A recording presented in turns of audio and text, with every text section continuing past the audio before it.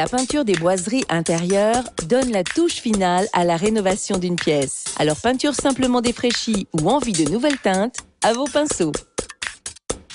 Vous aurez besoin de décapants, d'une bâche plastique, d'adhésifs de masquage, de tampons de laine d'acier et de peinture pour bois. Munissez-vous d'un tournevis, d'un couteau universel, d'une éponge, d'une cale à poncer et ses abrasifs, d'une ponceuse orbitale et ses abrasifs, d'une brosse, de tréteaux, d'un bac à peinture, d'un mélangeur, d'une brosse à rechampir, d'un pinceau plat, d'un rouleau pour moyenne surface type pâte de lapin.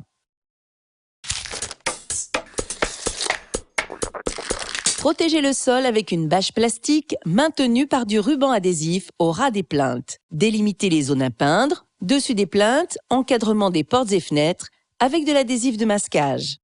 Démontez la poignée de porte et sa plaque. Pour plus de facilité, dégondez portes et fenêtres pour travailler sur des tréteaux.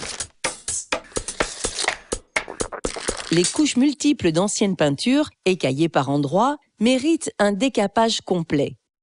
Étalez le produit décapant, laissez agir jusqu'à voir la peinture frisée, puis grattez la couche ramollie avec un couteau universel.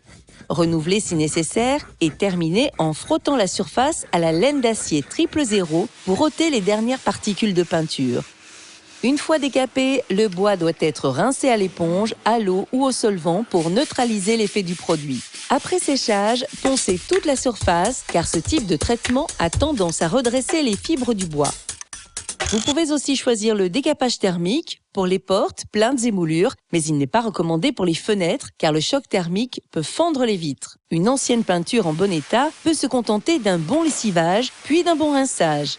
Un léger ponçage favorisera ensuite l'accrochage d'une nouvelle application, surtout s'il s'agit d'une ancienne peinture brillante ou satinée.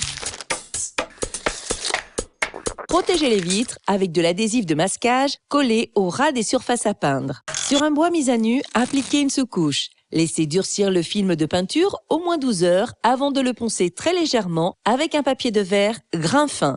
La peinture spéciale bois laisse le matériau respirer. Mélangez la peinture dans son pot en brassant quelques instants avec le mélangeur jusqu'à obtenir un mélange homogène. Versez ensuite dans le bac. Trempez la moitié des soies du pinceau dans la peinture et essorez pour ne pas trop charger. Appliquez à la brosse à rechampir sur les parties moulurées.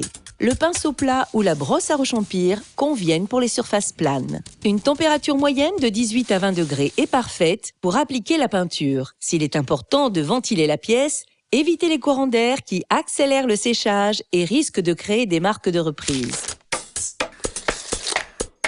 Poncez l'essentiel des parties planes de la porte avec une ponceuse orbitale et utilisez la cale à poncer pour les champs. Pour les moulures, une feuille d'abrasif repliée en 3 peut suffire. Terminez en dépoussiérant à la brosse, puis à l'aspirateur dans les recoins. Pour une porte moulurée, appliquez d'abord la peinture sur les zones moulurées et les champs à la brosse à rechampir. Utilisez ensuite un rouleau pour moyenne surface sur les surfaces planes. Pour une porte isoplane, le rouleau suffit. Travaillez en passe croisée pour bien répartir la peinture et terminez par un lissage avec le rouleau presque sec dans le sens de la longueur de la porte. Plinthes, moulures, bâtis de porte, ces boiseries suivent le même mode d'application.